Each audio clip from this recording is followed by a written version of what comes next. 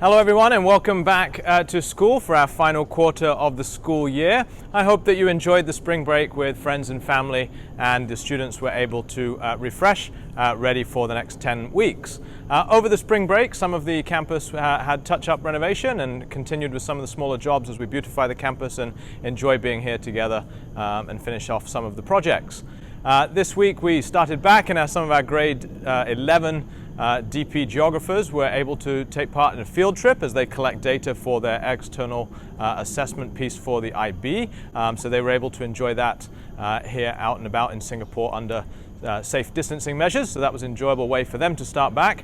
And also this week we've enjoyed the grade 11, 10 into grade 11 pathway information evening, and hopefully you found that very useful. But do please get in touch if you still have questions or have further questions from that evening. And we want to support all students as they move up through into grade 11 next year. So it's been an exciting first week back. We're pleased to have the Buzz on campus again, and we look forward to sharing some more events with you over the coming weeks. Next week will be our grade 12's final week in school in lessons as they prepare for their external exams, and of course we'll wish them all the best next week, but just to let you know that next week is their last week in lessons. So have a great weekend and thanks for listening.